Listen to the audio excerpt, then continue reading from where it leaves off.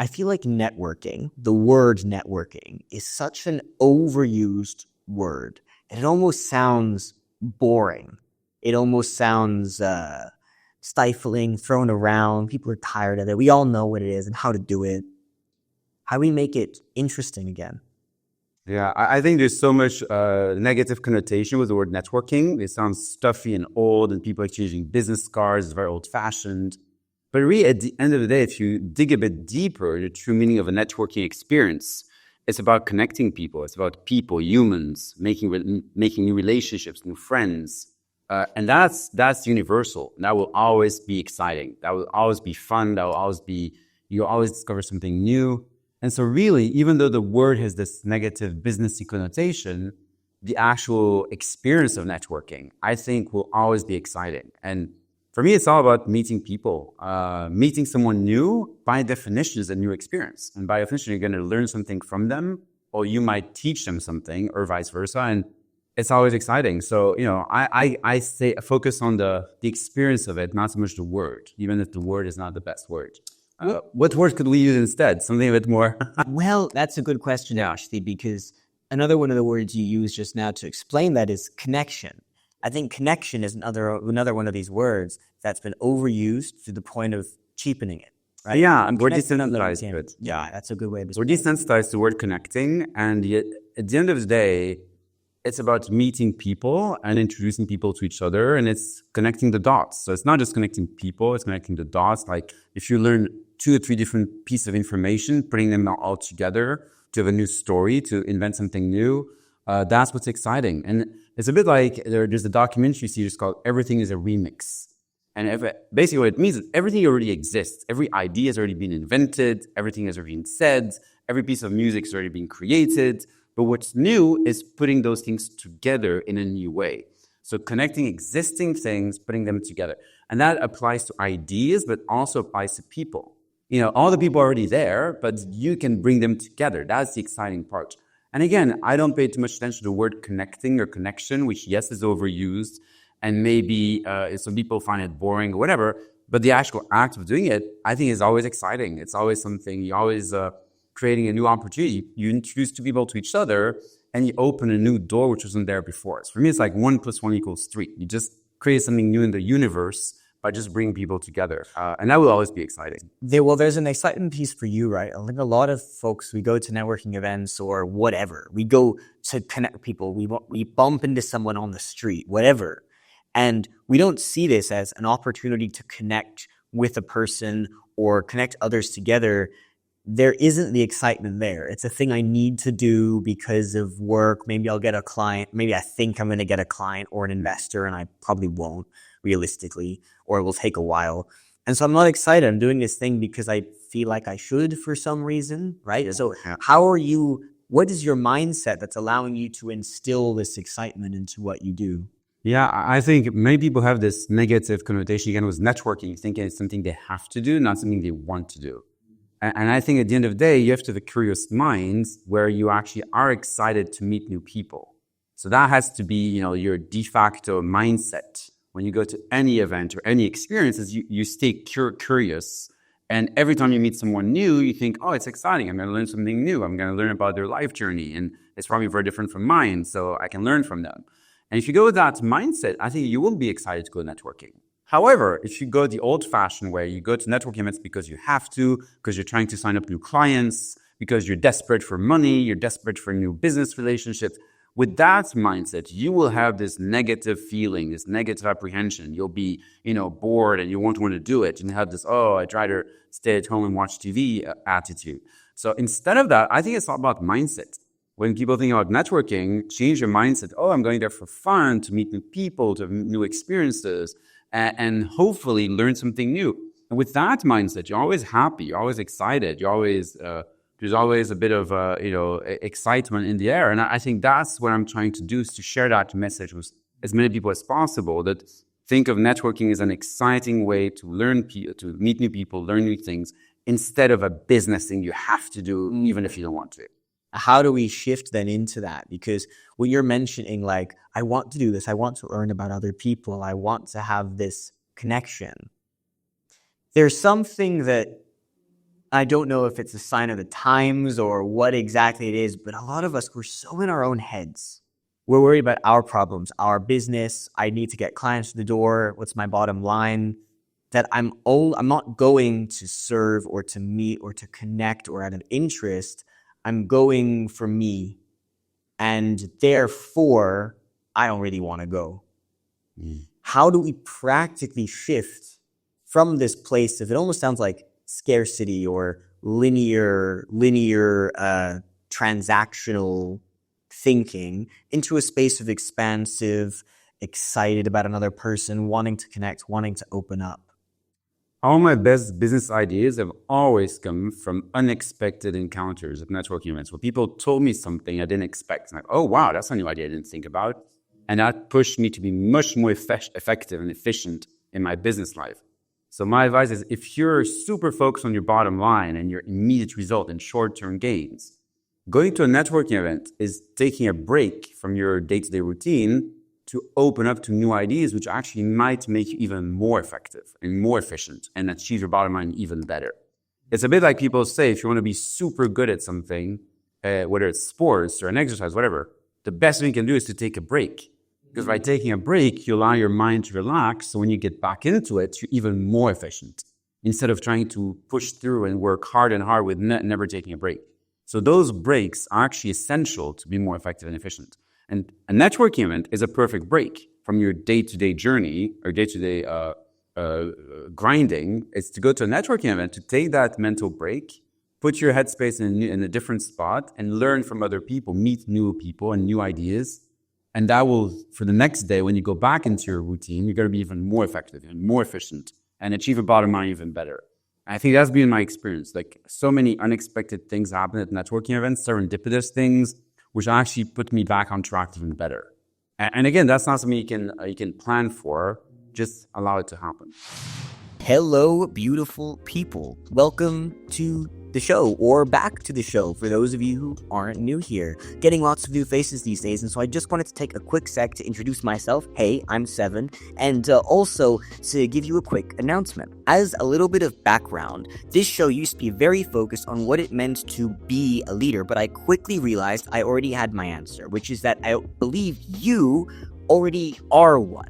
And it's just about becoming more of that person you want to be. So we're talking about the world, self-leadership, personal development, humanity, discovery, self-discovery, and so much more. This is a place where deep conversations happen in a way that helps you become more of that person you want to be. And so if you appreciate that and you want to help us grow, but I know you're tired of people hearing, we've been hearing this for over a decade, like and subscribe and share the episode, and I get it, but look, it is genuinely the biggest and best thing that you can do. I don't play ads or any crap like that. I do this and take this time to say thank you because I appreciate you and where this show is going. Thank you so much for being a part of it. Lots of love, and let's get on with the episode.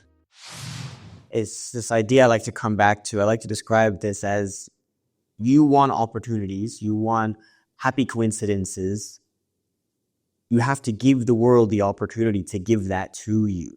If you stay at home, there is a 0% chance something new will happen. If you go out and just walk down the street, there is a more than 0% chance. It might still be 0.001%, but there's a more than 0% chance. You've almost got to open up the door for the world, the universe, people, clients, opportunities to throw themselves at you or to get in front of you, even if there's very little chance, there's a non-zero chance, which is important. But then the question becomes, what am I doing out here, right? What if I'm finding communicating really challenging? What if I don't have the confidence, or I've got some anxiety of some kind, or I just straight up don't know what to do when I'm at this event, right? Let's say I've worked up my mindset. I'm really excited about getting to know you. I've just met you, Mike. I'm really excited to get to know you. I don't know what to say or how to say it, or I'm thinking about like what you're going to think about me. How do I cut through the noise and start to actually develop a connection with someone? I think it's just human psychology. When you meet someone new, instead of trying to talk all the time, just ask them questions and be genuinely, authentically curious about them. And And try to avoid the basic boring questions like, hey, what do you do? Hey, where are you from? Those are the boring questions where when you ask those questions to someone, their brain goes in autopilot modes. And then they're going to ask you the exact same questions and you're going to go in autopilot mode as well. And it becomes an autopilot conversation, which is really not very interesting. And so try to come up with no original questions or different questions than the normal ones. And you can ask the same ones every time if you can. If you're a bit nervous or you're a bit shy, just come up with 2 or 3 questions you always ask to everyone, but try to make them a bit more interesting. Like, what is your biggest challenge right now? Or, what do you like spending your most amount of time on? Or what's the one thing you want to change in the world? Or what are you passionate about? Those are great questions to ask because they don't put your brain in autopilot mode as much, at least, maybe a bit, but less than the boring ones. And people talk about stuff they're generally interested in or they're generally challenged by, meaning, there's gonna be emotion and drama, which is what you want, right? To get out of this autopilot mode. So again, if you're shy and nervous, you don't want to say, just ask questions to people and listen. People love a good listener. I think if the more you listen, the less you talk, the more effective the conversation will be and the more people will like you. So, I'm not saying you shouldn't talk at all. You should say a bit, share a bit of stuff, obviously, but try to listen more than you talk. And that's a lesson I've learned the hard way. I think I used to talk too much before and I learned to listen more. And I think that's made a huge difference. What was that difference? Did you start what tangible things did you start noticing? What happened? Again, it's just basic human psychology. I just noticed when you listen more, people smile more and more excited to talk to you, and they want to continue the conversation. So again, basic human psychology. The more you listen, the more people feel like you're attentive to them. I can't speak anymore.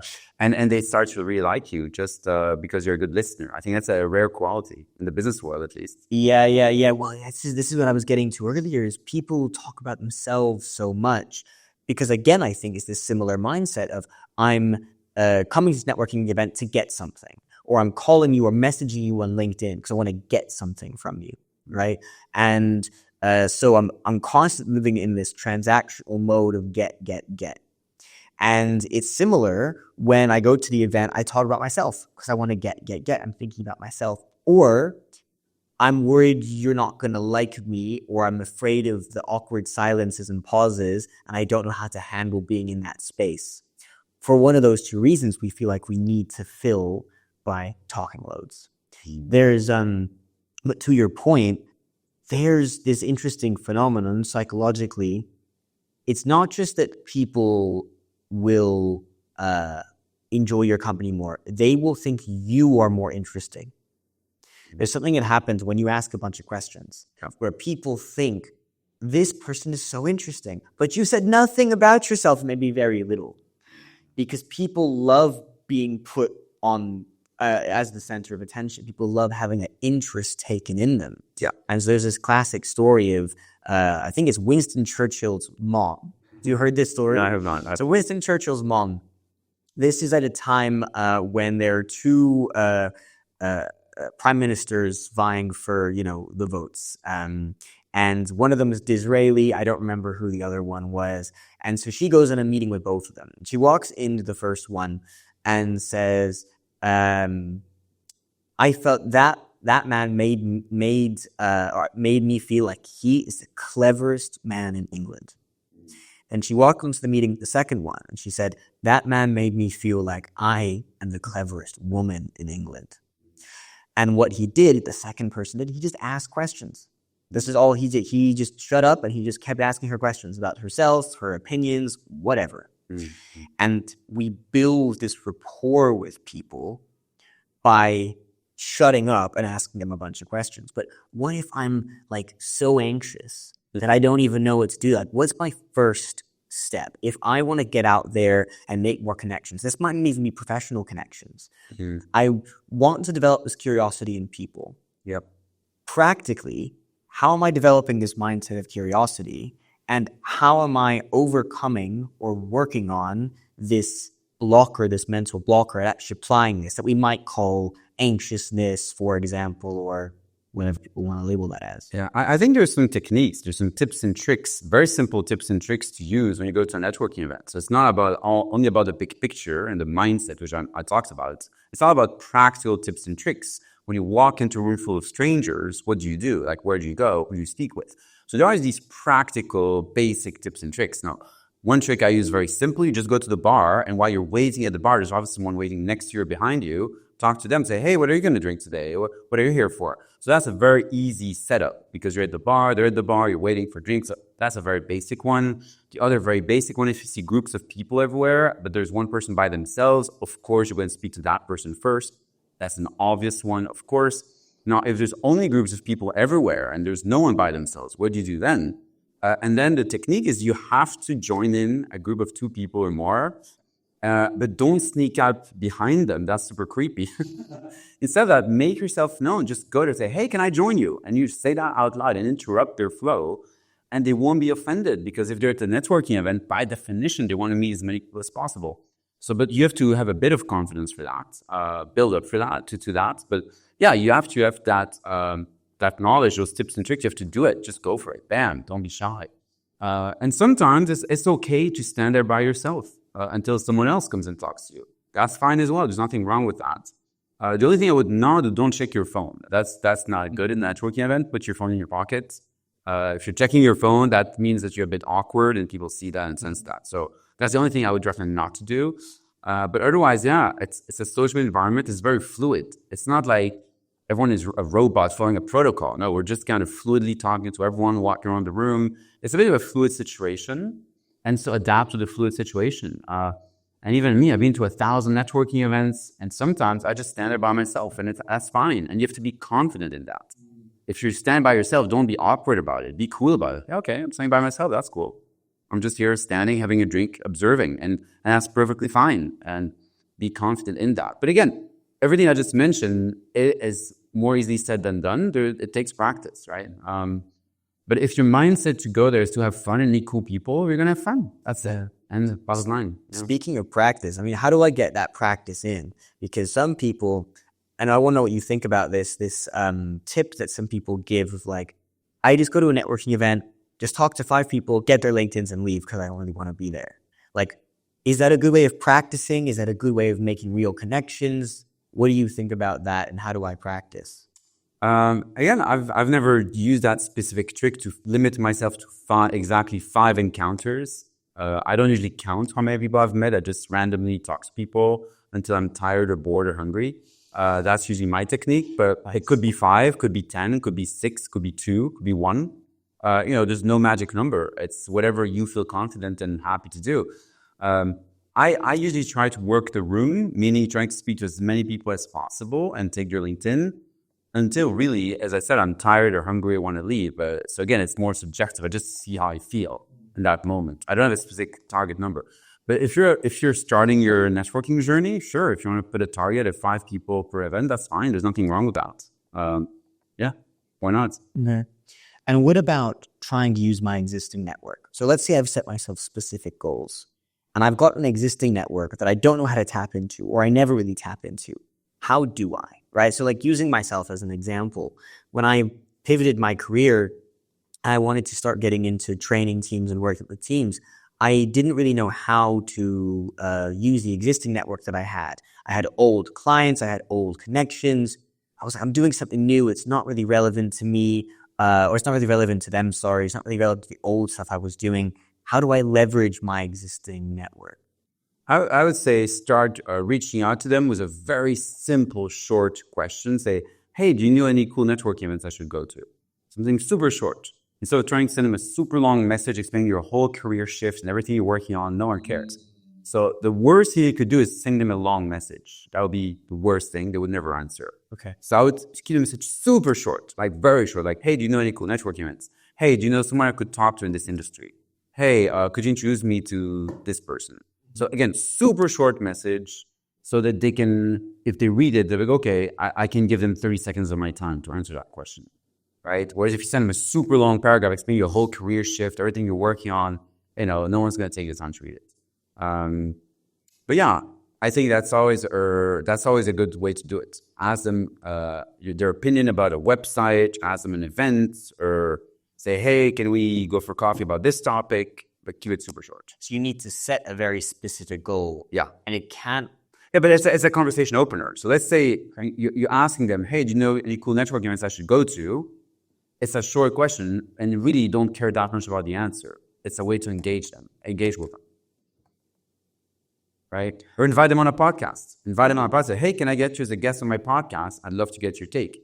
And again, you do care to have them on your podcast, which is great, but it's an excuse to have a longer conversation with them, right? And actually get to what you want to get to. So very often I invite people on my podcast because I do genuinely want them as guests on my podcast, but really it's just an excuse to engage with them a bit more and have a real conversation with them, right? The podcast is kind of just a gateway to get them to have a good conversation about my startup, what I'm working on, how we could work together, collaborate, et cetera, et cetera.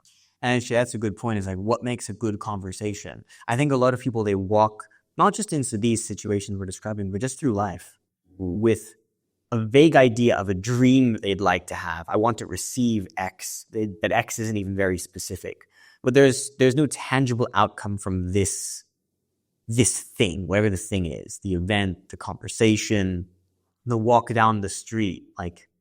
And sometimes I don't think there needs to be. I think we can just go in and see what happens. Yeah. But see what happens for what? What's the ultimate? So what would your advice be around setting specific targets, goals, things you're trying to achieve?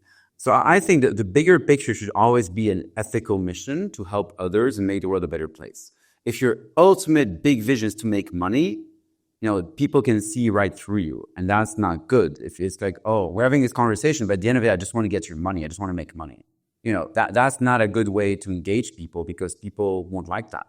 Instead of that, trying to frame everything you do to a bigger picture. Like my goal is to help 1 million people achieve this, or my goal is to help this or that. So focus on a bigger ethical and spiritual mission.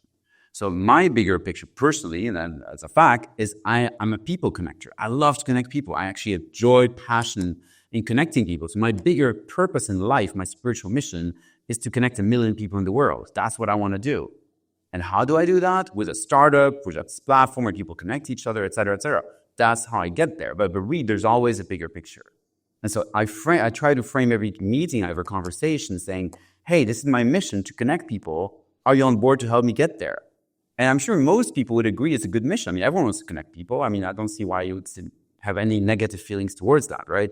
Because it's truly making the world a better place. And so I think if you start from that ethical, spiritual-driven mission, everything below that is then the details. Like, oh yeah, let's do business together. Let's work on this startup. Let's do this transaction together. That's fine, as long as that bigger purpose and mission is out there above that, right?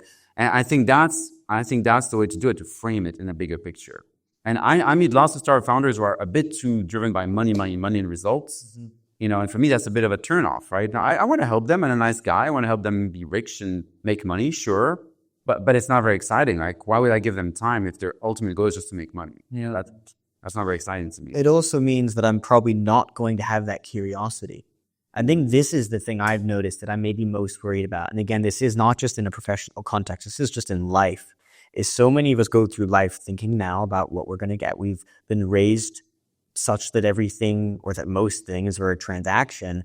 So I don't really know how to make new friends, or even get into relationships and date, or how to make professional connections. It's like a lot of us are like, I don't know how to do these things. And someone like yourself or myself, we get used to these things much more. We get used to these scenarios, and we go, okay, it seems actually pretty simple. You just got to be curious and ask a bunch of questions. But I remember being at the beginning of that journey and going, I know no one. I don't know what to ask. I feel really stupid.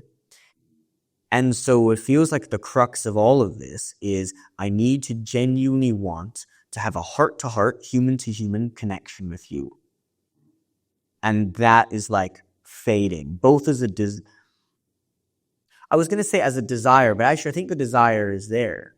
We just don't always know it. We know that we have a lot of superficial relationships. And how do I make these deeper?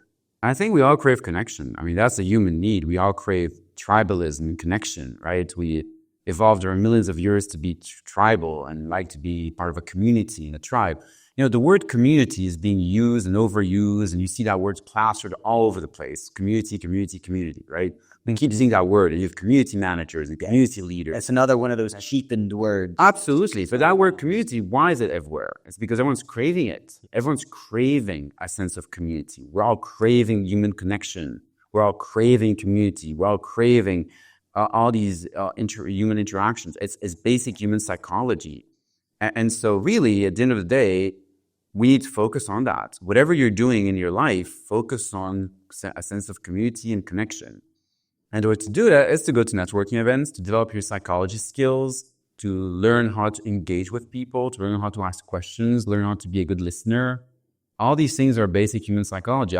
There's no official class in high school teaching you human psychology and how to interact with people, but it's something you develop during your whole life. Maybe there should be, an official class in human psychology and human connection and community building. I think these are, again, we all crave it. And I think lots of young people are a bit lost because they're on their phone all the time and they're on social media, or they think they're connecting to millions of people, but they actually don't have a real connection. It's very superficial, as you said. And so it's going back to the basics, meeting face-to-face, not over a video call or in a virtual community. It's face-to-face, meeting people, shaking hands, going to networking events or any kind of events or nightclubs. Back in my 20s, I used to go to 15 nightclubs a week, and I'm going to 15 networking events a week. It's all the same. I was working the room back then. I'm working the room now. And at the end of the day, it's because I was craving connection, right? It's exactly the same. I wonder if we're almost overstimulated by our connections online, our social media, LinkedIn, Instagram, whatever. And as a result, we're almost numb to some of the in-person. But actually, that means you need to leave behind the social media and go, most of my time is only going to be spent connecting. I'm really connecting. I think all the social media is kind of fake connection because it's very superficial. Yes. You put in a number, hey, I've got 30,000 connections on LinkedIn, I brag about it.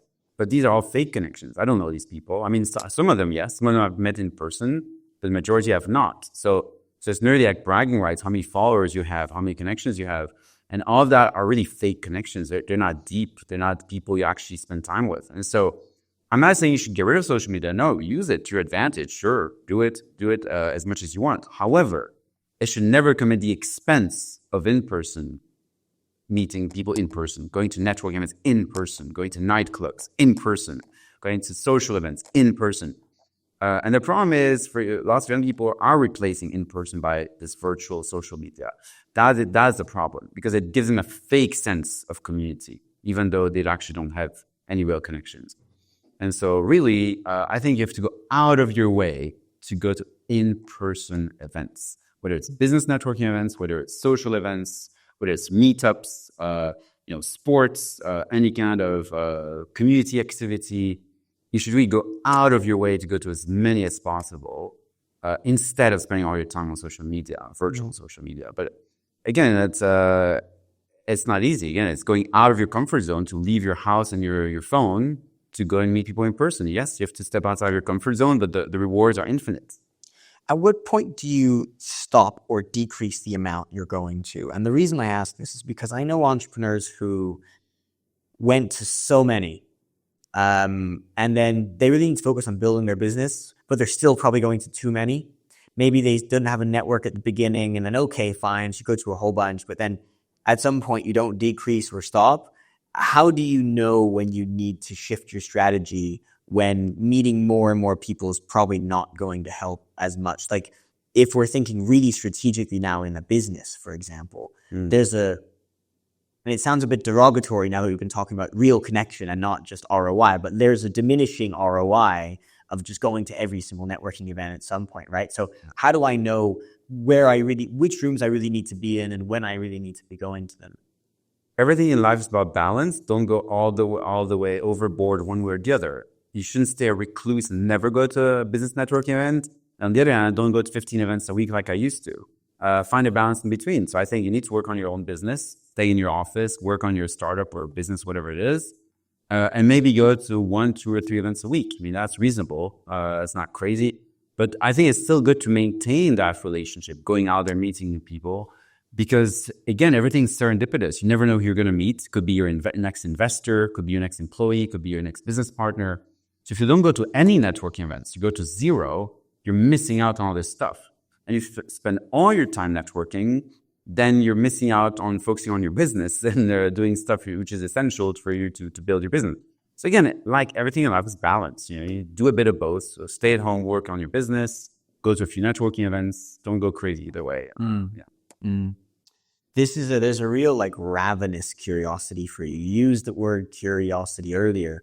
I can feel it from you, and we've had conversations before. I can feel this like you genuinely just want to know all the people. You can't know everybody, but you just seem to want to know as many people as you can and genuinely really interested in them. What is your story? What brought you to this place where this is the case? Because for a lot of us, we don't have that level of really being interested in meeting and connecting with other people. Yeah, I think as a kid, I grew up very shy. I didn't have many friends. I was kind of a super nerd. I was in front of my computer all the time when I was like 9 years old or 10 years old.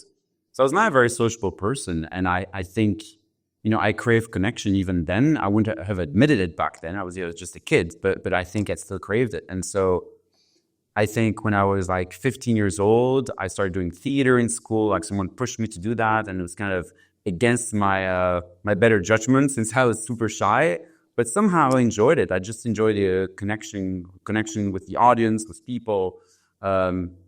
And then, I think in my early 20s, I wasn't very good on the dating scene. I had never made dates. And I thought, what could I do to get more opportunities to go on a date and meet someone amazing? And I thought the more people I meet, the more chance I have of meeting the one. And I think that's what pushed me that direction, to go to all these clubs, go clubbing like crazy, go to 15 clubs a week and meet as many people as I could. And so I kind of had that natural inclination to try to meet to meet one person. I have to meet a million people, right? And I don't know, it just kind of became a thing. And then when I started going to business networking events about 10, 15 years ago, I'd never been to a business networking event before, and I didn't know what to expect. And I went to an event. It was the London Chamber of Commerce. And at that event, I realized everyone was so keen to talk to me. Everyone is so nice to talk to each other, because when you go to a business networking event, again, by definition, everyone wants to talk to each other. And I thought, wow, this is such a great way to meet people. Because my experience before is going to other events, sometimes it's a bit awkward to talk to strangers at the bar. Just don't go and talk to random strangers. But at a business networking event, everyone wants to talk to you. And I found, wow, this is so amazing. I can just talk to anyone I want. And it's so easy and so fluid. And so, very quickly, I just became addicted to business networking because I love the fact that everyone is so keen to talk to you. And it's so easy to open a conversation at a business networking event because you can always talk about what they're working on or what their business challenges are. Whereas when you go to let's say you go to a bar or a club and you pick up someone or talk to someone, it's not always obvious what a conversation starter you're going to use. Sometimes a bit awkward, what to say, etc. But in a business networking event, it's super easy. Just talk about their business, right? And so I realized there's this easy path to meeting so many people, which is business networking events. And so even today, sometimes I go to networking events, non-business networking events, just to meet people, random social events. And even today, even me being the king of networking, having gone to 1,000 networking events, when I go to a non-business event, I still feel a bit awkward. Sometimes I don't know what to talk about, what questions to ask. There's an awkwardness there. Whereas when I go to a business networking event, I don't have that awkwardness because I just talk about business super easy. I always know what to say, And so even today, I still prefer business networking events as a way to meet people because I just have, it's just more fluid and it's so much easier to talk. So I think to answer a long-winded question, long-winded answer, I started out being very shy as a kid, as a teenager, and I really wanted to meet the one, and I thought meeting as many people as possible would be the best way to do it. And over the last, 10, 15, 20 years, I realized that business events are the best way to meet people. And it's not about finding my love interest anymore, but it's more about I found joy and passion in meeting people and connecting people. And I realized that just doing it again, this developed organically, that introducing people to each other, being a matchmaker, being an introducer is the ultimate mission in life. It's like it's my ultimate calling, and I just love it. I just enjoy it, and I think it's creating opportunities for others. I just think it just brought me on that path. Yeah, I was going to mention this spiritual element you mentioned, like this very personal mission for you. Why did that develop? So again, most of us, it's just ROI, or maybe just because I want to get to know more people and get out of my comfort zone. But even that, there's a whole level up from that, is like, this is my mission in life. Why does that feel like your calling? It can't just be because you were passionate when you started doing it more, right? There must be something deeper in there. Yeah, and to be honest, it developed over time. It's not like I had that mission 10 years ago. It's like, oh, that's what I'm going to do. No, it just developed over time and time and time. I've had so many different experiences in my life, and I realized I'm very curious by nature, and I'm interested in lots of different things. And I've always had this idea from the last 10, 15 years that I'm trying to connect all the dots. I learn a new bit of information from one person. I talk to another person. They tell me something completely different. And in my head, I'm trying to connect those. Are those things related? And that's about cosmology, physics, science, spirituality, food, business. All these things seem completely unrelated to each other, yet they're all related. Everything's related, right? Everything that has a connection somewhere. And I really enjoy making new connections. Like think, I never thought that this thing could work with that thing. And connecting those dots is just so much fun and feels exhilarating. And it feels like a new discovery in a way. Like I connect three things which weren't connected before in my head, and I think, this I could just discover something new by just connecting all these things. And so when I started introducing people to each other, being the matchmaker, it kind of all these things happened to me again, where I met two completely separate people in different environments, and I brought them together by making an introduction. And I felt something magic there. And again, it's just like life brought me in that direction. So there's not a clear aha moment. I think it developed over the last 10, 15 years of all my different life experiences, whether it's business experiences or personal experiences, all brought me to this point that I realized, actually, that's my bigger purpose. That's my bigger calling. Like, for example, 2.5 years ago, I left my career at Zoom to work on my startup. And I signed up to a startup accelerator called Zinc. And Zinc, just to sign up, the sign-up process on this accelerator was that you had to have a very ethically driven mission. And your startup had to be ethically driven, had to have strong ethical purpose, and had a bigger picture. And when I had worked on my startup, IntroStars, before I launched it, I didn't have that clear purpose. I was just about connecting people and making money. Really, that was the bigger picture. But then to apply to this accelerator Zinc, I started thinking about, but what is actually my bigger purpose? I had to think about it. It was not obvious to me. And I started slowly developing that bigger ethical mission. In a way, I wasn't 100% convinced. I thought I wrote those words just to apply to this accelerator. At the end, I went through the interview process. And I was not even a finalist on the accelerator. But it put me on this path where thinking about it, well, actually, having this stronger ethical mission is so much more interesting to me. It's so much more exciting. And I basically pivoted my whole startup to be completely aligned to that ethical mission instead of being aligned just to money or revenue, etc. And I realized that's how I'm going to be successful, by actually focusing my energy and my messaging and my time on this bigger picture. So again, this was just a random accelerator I applied to it and didn't even go through it. But again, it's just this serendipitous moment which put me on this path, right?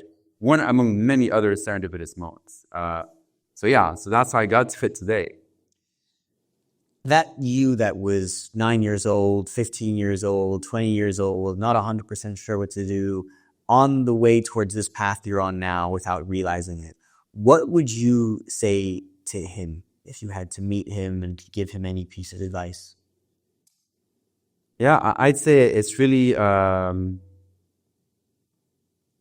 try to focus earlier on these social interactions, developing social skills.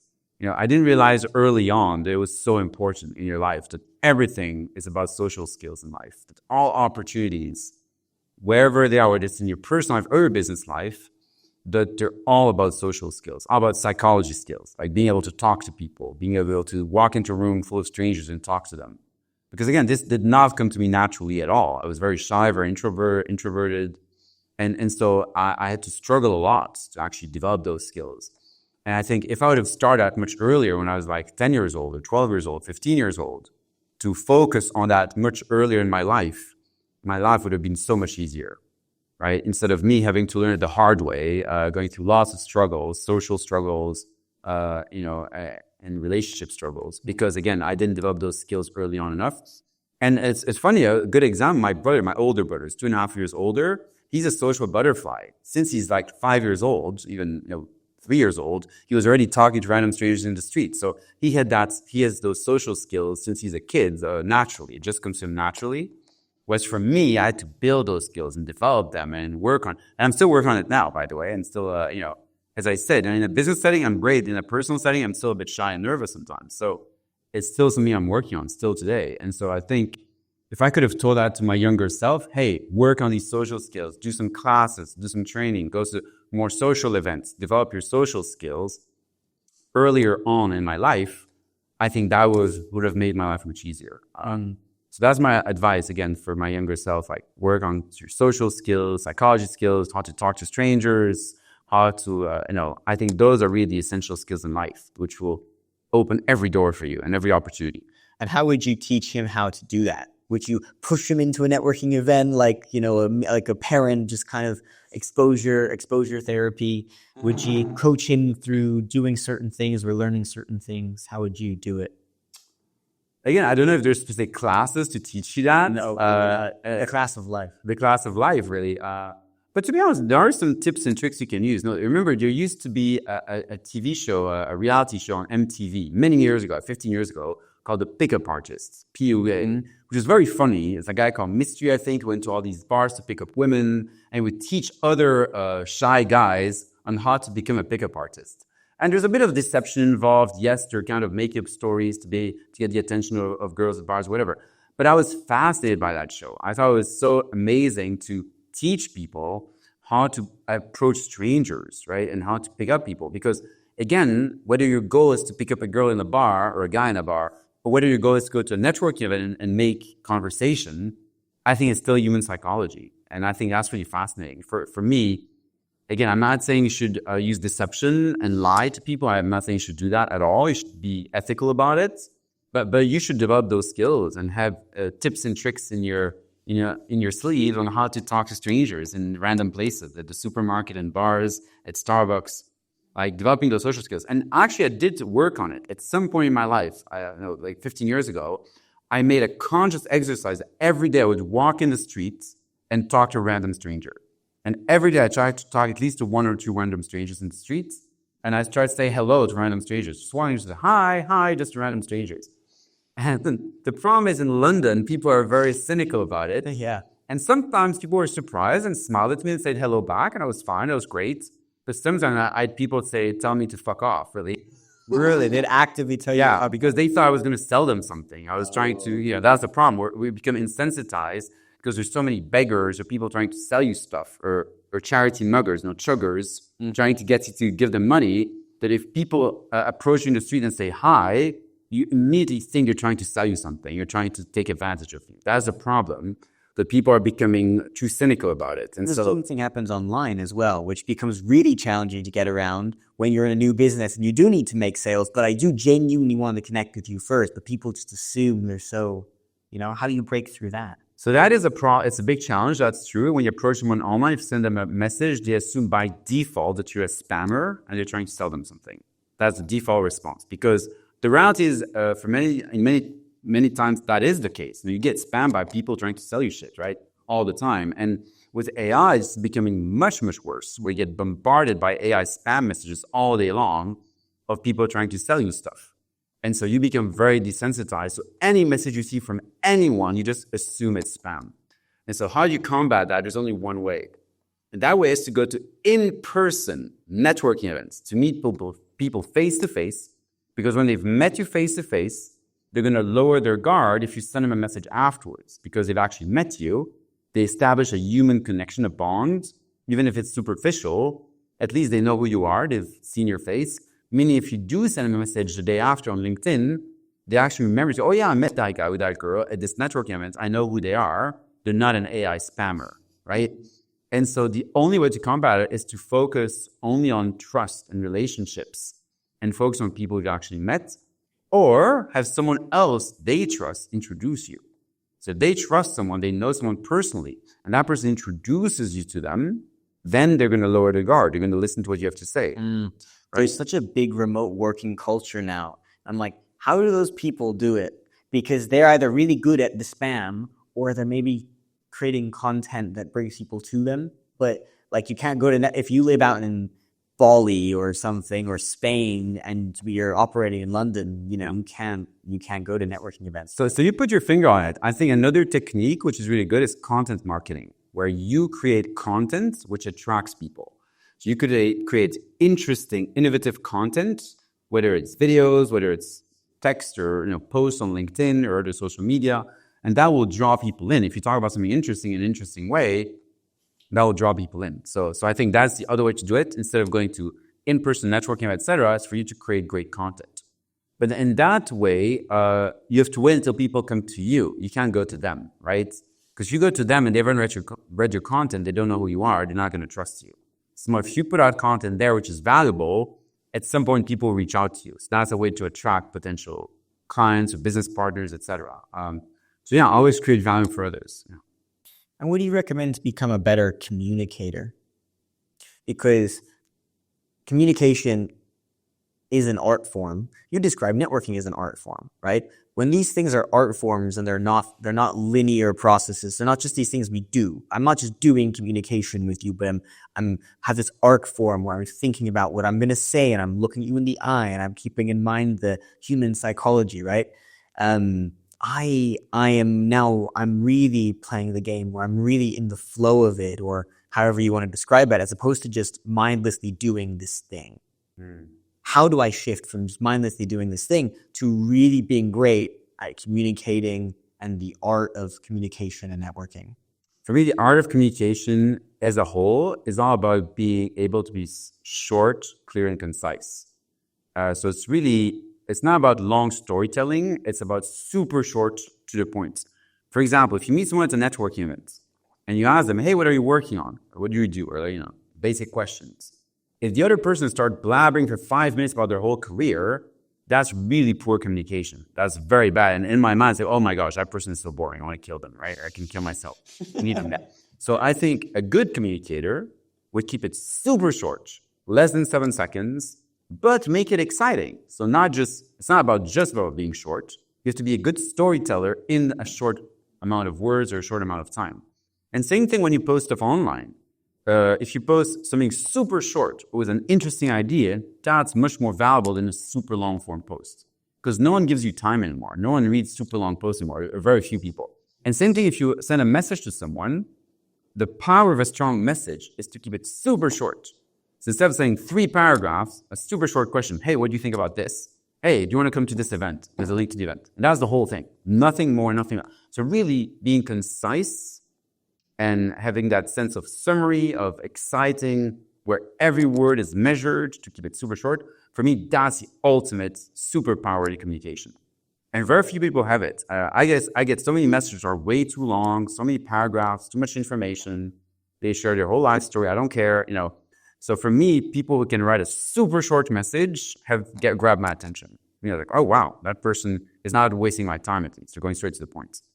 And that applies, again, to online messages, to emails, to LinkedIn messages, to in-person communication, all these things about having a sense of summary of being to the point. That doesn't start to feel too transactional or too much like I'm selling, like we said earlier. Like, where's the... No, but I think if you start super short, and if the person is interested to talk to you, then you can expand. And then you can have a super long 20-paragraph message or talk for 2 hours. And it's great. Then long form is great. But the starting point should be super short. That is the secret. The problem is I get starting point where the initial message I get from someone is 10 paragraphs long. I'm never going to read that. Yeah. So that's the issue. It's the starting point, right? That's on. It's actually such a big deal. I remember an investor friend of mine telling me, like, he gets all these pitches that are super long. Yeah. And he's like, I need the text to fit on my phone such that I don't have to scroll. Maximum, I don't have to scroll to read it. If you have to scroll, and if that means you have to copy and paste it and send it to yourself to double check, that's what you have to do. Yeah. But there's starting a conversation short is not the same as selling. I'm surprised how many even people who are salespeople, right? They're BDRs, whatever the fancy term is being used for salespeople now, that will send me the first message or maybe second message. When can we hop on a call about this? And I'm like, I don't know you, so never. It's like, exactly, it doesn't make any sense. Even people with experience, and you're getting paid to do this, so it must work for you. So I don't think it does. I think people are just clueless. I think most salespeople are just not good at their job. Right. And they just spam 1 million people with a very low response rate. And that's the reality. So it's just a numbers game. Yeah, but the problem is the numbers are not stacking up because the responses are crashing. Like what used to work 5 years ago, where you send 100 messages, got 5 responses. Now you send 10,000 messages and get 1 response. So those numbers are crashing, right? And especially with AI, it's getting worse and worse and worse. Response rates are crashing and crashing and crashing because, as we talked about, everyone's getting desensitized by getting too much spam messages. And AI is accelerating this to an extreme level. And very soon, people are going to start using AI spam filters to block all this incoming AI slot. Right? AI being used to counter the AI. 100%. It says a war of AI versus AI spam bots versus AI spam filters. And this is a zero-sum game where those response rates at some point in the near future will go to zero, right? Where no one will open a cold email anymore if you don't know that person. And so that means that really that numbers game is not a good game to play. The better game is to focus on warm people you actually know in person. You meet them face to face, or you get a warm introduction, someone who genuinely knows them and they genuinely trust that person. That is really the only long game you can play. I've thought about this when it comes to creating content, because I think the same thing's going to happen with content, because AI is creating so much of our content. On LinkedIn, you can tell when a post is AI generated. When someone hasn't even, I like to play this little game where I go on a scale of 1 to 10, with 1 being, this is from AI, but you changed it, or you didn't change it at all. You just copy pasted it. And 10 being, maybe it's AI helped you with this, but it's still very original. Yeah. Where does this sit? Yeah. And for most people, they're using AI so linearly, they do the prompt, copy paste, and they're at like a 2 or a 3, maybe a 4. And you can see it. Of course. It's just like, because humans are great at pattern recognition. Yeah. So we just know. And so I go, okay. Just telltale signs. For me, there's 2 telltale signs of AI. One is the long dash. You've seen that? Yeah, the M dash. Yeah, M dash. If you have an M dash, you know it's AI, that's for sure. Which is annoying because I love using them myself in my actual writes. Too many emojis is another telltale sign. But the third telltale sign was when the text says, it's not this, it's that. Just that, yes. Not X, just Y. Yes. As soon as you see that, you know it's AI, because AI does that all the time. All that. It's specifically ChatGPT. It's worse than others. But I like to think like, okay, you can use it to help you for a bit of things, but the copy and paste job. Now we think, okay, apply that to video, because AI generated videos are already really big. Deep fakes, whole accounts that are not real. Yeah. And I think, okay, how am I going to grow things like this podcast, right? I'm working on clips and content to create organic content from all the amazing bits and pieces that you say, for example, to try to spread the word about the show and about you and about me, build both our brands, whatever. And that has to compete with an AI-generated, dopaminergic, filled, ridiculous thing that's been hyper-optimized. And then what's going to happen is we're going to get the enshittification of the entire internet. Do you know what the concept of enshittification is? It's a good word. It sounds very obvious, but what it specifically means is, it was somewhat self-explanatory, but actually what it specifically means is when there is just so much of something, everything is videos that exist to make it dopaminergic. So even Substack, which is now kind of my main platform, I love Substack, but even they added a video feature where you scroll like you do on TikTok. It's like, why? Because everything is trying to copy everything else, and everything becomes noisy. They add in videos, which is wrong. And the thing is, when everything's AI, everything is AI. So much of it's AI, like nonsense. It's what I call non-words and non-sentences, where it looks like it's meaningful, but actually you've learned nothing. And this now becomes my concern, because then how do those of us who really want to educate or connect or just give real value, how do we stand out? The real issue is when you create real content where you use zero AI, people assume it's AI. So I have had so many times where I've created more than 100 pieces of video, and I've never used AI. Actually, it's me in front of a camera talking to the camera. I've seen where you had a really high quality. But the thing is, people might assume I just use an AI tool where I just digitize my face and wrote a few prompts, and basically that's my virtual self talking to the camera, because that's what it looks like, right? So that's the problem. If you make it too slick, people just assume it's AI, even though it's not, right? And so again, it becomes more and more difficult to stand out with real content, because by default, people just assume everything's AI. Mm. And I think it's, we're moving to an interesting future where it's going to be hard to tell what's there, what's not. I mean, everyone will assume that everything is AI. The point I make the point I actually get to with this is, therefore, the entire internet's going to be so full of crap, people will stop using it. But it really is. It really is. But people are still using it. It's not so people aren't, right? Like, I still follow my favorite podcasters on Instagram, and I'll still watch the clips that come out of Instagram, for example. And I know it's them, I'll watch for them, but I'll see an AI thing, and I'll be like, no. Or I'll be on it much less. But to be honest, that's partly because it's unhealthy, but there's still some good stuff on there. I still learn some stuff once in a while. It's just a case of, at what point will the average person be so inundated with the slop, as you say, that, like, how do we stand out? But I think it's a continuum. So the stuff which is 100% AI generated, which is really AI slop and is garbage. The stuff which is 100% human generated with zero AI, and that's dying off. And obviously there's everything in between, where it is a real human creator using some AI to enrich some of what they do, but half of it is at least their own original thinking. And so again, it's not like black or white. It's not all AI or zero AI. Everything's in between. And even the pure AI stuff, it's still a human creator to write a prompt to the AI, right?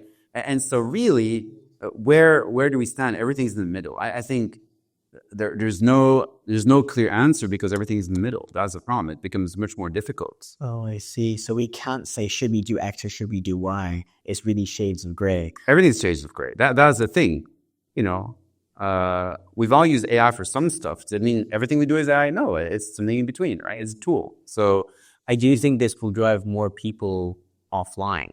So I think this is something I'm actually kind of excited about. It's like, I want to see what happens. When the internet gets so full of crap that people are tired of it, then will that move us further offline? Because at the moment, right, in somewhere like London, there are so many networking events. There's an enormous amount. You don't need me to tell you, right? You can probably tell me of 1,000 I didn't even know about, and I already go to too many, or whatever. So I go, is this going to get even more? Because people will only have so much time, blah, blah, blah. But actually, if we're spending way less time on our phones, maybe we can go to more stuff. Maybe we'll just want that instead. Maybe that will be the only way for us to do business, or a much more... Or to escape AI slop. Because we're only tired of go to in-person events. Yeah, exactly, because we're tired of it. We're going to move to a more offline world. The pendulum always swings, right? Yeah. I don't think people are going to get off it, but I think people are going to crave human connection more, and original human content, original creator content. So instead of watching a bunch of pre-recorded podcasts, we want to go to a live recording of a podcast, right? And they already do some of those, like live podcast recordings on stage. I've been to a few of those. I think that's going to become a thing where people are going to go more and more to in-person podcast recordings to avoid the AI slop, right? Interesting. Or creators, instead of doing super slick content where half of it is done by AI, they're going to create stuff live on stage. They're going to start, talking about new stuff. And you already have so many talks on stage. I think people are going to crave that more, just watching pre-recorded stuff on YouTube all the time, where half of it is AI generated anyway. So yeah, I think the in-person, as you say, it's going to swing that way, where people are going to crave more in-person experiences. But that's really the case. I mean, if you look at, young people, when all their money goes into experiences more than it goes into objects. Yes. Right? And to be honest, I'm not that young, but I spend all my money on experiences, right? I travel the world. I love to go to shows, immersive experiences, immersive theater, immersive art. So pretty much all my energy and resources go into experiences, in-person experiences, live experiences. That's so much more valuable than digital experiences, because, again, we're bombarded by slop. So I was just looking last night at all the music festivals in the world. There's so many music festivals, hundreds of thousands of people, massive festivals. And there is more and more of those. Because people are craving in-person experiences. And so I think that's a counterbalance to all this AI slop. That's really interesting. Because there's only so much of it that can exist at once, right? But I guess there's a tipping point with everything, including the online crap. Yeah. Because I think back to the spiritual mission. I want to go back to our ethical spiritual mission. If you want to create content, it's not to improve your bottom line. It's to actually help people, to share real good information. So if you just create AI slop all the time, whether it earns you money or not, the issue is an ethical issue. Do you want to pollute the world with more AI slop? Do you want to use AI spam bots to spam 1 million people hoping you're going to get a 1% response rate? Is that ethical? Are you making the world a better place by doing that? So for me, that is the bigger picture. That, if you send a bunch of messages to people, this is your personal energy, your personal brand, your personal ethical mission in life. I think that's another reason why you should avoid spamming people. It's because it's not good for the world. It's not good for the planet. It's not good for your personal brand. It's not good for your spiritual development. I think that's something people don't think about. I see so many AI startups and their focus is entirely on spamming as many people as possible because they think that's the right thing to do to make money. But I'm thinking from an ethical perspective, is that ethical to send 1 billion spam messages to potential clients? Is that an ethical thing to do? I don't think it is. I mean, everyone has a different ethical perspective. We all have our own values, sure. And I don't judge. But for me personally, that's not ethical. I don't want to be a master spammer. That's not my chosen way of life. And so from an ethical point of view and spiritual point of view, I think I don't want to spam 1 billion people and create a bunch of AI slop. That's not ethical for me. For me, the ethical thing is to create original content, new ideas, share positive messages with the world, and enlighten people and help people and connect people. That's my ethical mission. And using AI to spam people or creating slop, for me, is not very ethical. But again, that's just me. Yeah. Well, you know what? I mean, there's always the counter argument, right? Like, well, I believe my product will help you. So as long as I get it in front of you. But I really, really resonate with what you just said. One of our last podcast guests, a lot of the conversation ended up being about values and how do you craft specific values and make sure that is a very fine mesh that everything goes through that.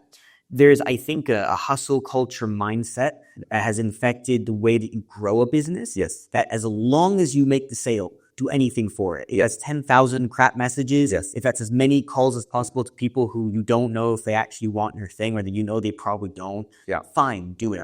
That's growth hacking, right? Growth hacking, right, exactly. And I used to revere growth hacking. When I heard about growth hacking for the very first time, was about 10, 15 years ago, 12 years ago. And when I heard about it, I was fascinated. Like, oh my gosh, that's holy grail. It's so amazing. Growth hacking is incredible. You can grow any startup by spamming people, by infecting all those user groups and putting shitty messages in there to get people's attention. I thought it was amazing. I thought, oh my gosh, it's so cool. But today, I look at all of this as garbage. It's literally putting garbage in the world. So growth hacking, is very unethical for me. Again, it's going back to values. And I used to revere it because I thought it was so cool. But now I realize, again, a few years later, I'm a bit older now, it's like, shit, this is really not very ethical. It's just like crap. Well, and what this makes me realize is we can work backwards, right? So we can go, okay, these are our values. How are we going to grow the business if we don't, do the spam selling, we don't do all this crap? I don't know, but it has to pass that values check. So whatever is left, it's like process of elimination. How are you going to grow your business if you don't spam everyone with sales messages? I don't know, but there's an answer that's more ethical. So whatever that is, that's what I'm going to do. And I just have to figure it out. It's like using this as the lighthouse, using this as the filter. Instead of going you must do this, this, and this, and blindly following like the Hormozy or whatever other growth hacker, go, however I can sell my product, my business that meets my ethical and moral compass, that is what's left. Whatever is left after that, that is what I'm going to focus on doing. Anything else, valuable content, great. Meaningful connections, great. Sometimes what I like doing is voice noting people on LinkedIn because I don't reach out to that many people. So when I do reach out, I send a voice note. Hey, I've noticed this would be great to connect. I run this podcast. Maybe I can invite you on the pod, whatever. And it's just, but I'm not spam messaging crap to people. Whatever it is, as long as it passes that filter. That begs the question, what's that filter? What's that values there? And that's what maybe is the crux of all of this, right? So the curiosity, the genuine human connection, maybe that's part of it, maybe it's something else, but that has to be maybe almost defined first before the how many events should I go to and how do I connect with people and what questions do I ask? Before all of that, what is the why? What is the values? And is it strong enough to make you confident in leaving behind and saying no to the crap you should be saying no to? The problem is, I don't think most startup founders have those values clearly defined. And not just startup founders, people in general. If you're in your 20s, you don't have a clue what your values are. You don't even know what your purpose is. And I think that's a big issue. Like, young people don't have a purpose or a strong purpose or a sense of purpose. That's a massive issue, right? That's why there's so much depression. Because if you don't have a purpose, you don't know what you're doing, you're depressed. Well, and so one is connected to the other. I think that sense of purpose and values and ethical mission, all these things are usually something you develop in your 30s, 40s when you get older, but young people are craving that. And so that's why many startups, so obviously people in their 20s launching a startup, they don't have any values, which they don't care, just want to make money. And so they'll use any crappy trick they can in the book and any growth hack they can just to get to the bottom line.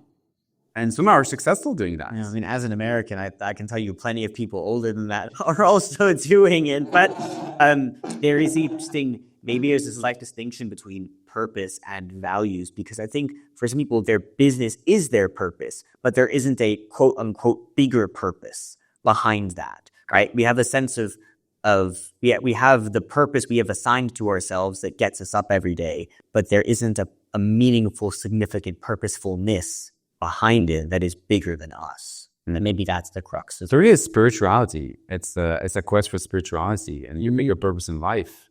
I think some people just don't have that spiritual calling, or not yet. I mean, it's never too late. Obviously, it's something you develop later, right?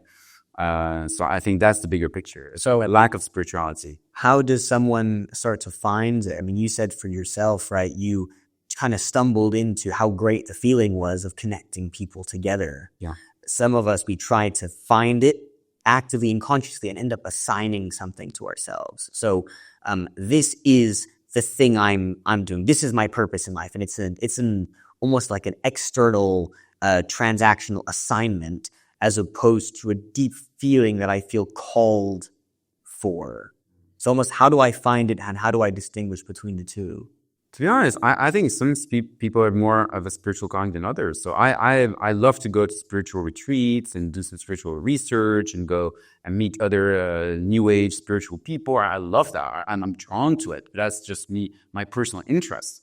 Some of my friends are the same and love that. Some of my other friends don't have that spiritual calling. And I love them. We get along. There's no problem. It's great, good for them. But they just don't have that spiritual calling. They just don't care that much. They're just not interested in that. It's not something they even think about. And it's like, yeah, let's have fun and enjoy life and party and have and make money and go to the beach, and that's great. And that's all that matters, right? And that's fine. Again, I don't judge. It's great, good for them. I'm happy for them. I want them to be happy and successful. But again, I think everyone's different on that scale. That some people have that strong spiritual calling, if some people don't, and then there's something in between, right? Like everything. And it's also, as you grow older, that changes. In your 20s, it's quite rare you have that spiritual calling, but in your 30s, 40s, 50s, it gets stronger and stronger. Usually, not everyone, but so that's something I see a lot. And I think there's definitely a connection between people who are successful in business and people who are looking at that spiritual development. And there's lots of overlap, like in Silicon Valley, between the people who've made it and psychedelic research and spiritual development and retreats and wellness and biohacking. And again, all these things overlap, right? There's definitely a movement towards that. Yeah, I want more of it in this country. It's one of the things I'm working on, is how do we create more of it here in the UK? Big wellness communities in places like the US, Australia, but where are they always? Look, Mike, I've loved this. I need to bring us to a close. I love the way I love the way that this has merged together into a number of nonlinear things, because I mean we're human beings, which means we're nonlinear creatures, and there's a lot of aspects to life. So I've loved this. Mike, there's an ending question, a closing question I ask everyone who comes on the show. The show is called Lost and Searching, and I'd love to know, what is the number one question in your life that you are still or currently searching for the answer to? I mean, there's so many questions, but again, my whole life's journey is connecting the dots and connecting people.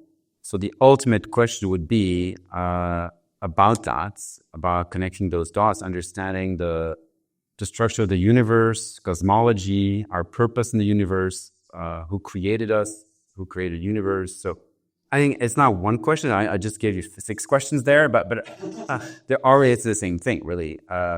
Is what is the bigger picture? I think What that is the bigger picture? for all of us. Not for me personally. For you. No, not for you personally. For all of us. Okay. That is the ultimate question. That is the ultimate question. But there isn't an answer for that, right? Because again, the answer will give you 10 more questions. And I think that's part of the journey, is that every time you answer one question, it opens 10 more questions. You answer one of those, opens 10 more questions. Kind of this web of infinite questions.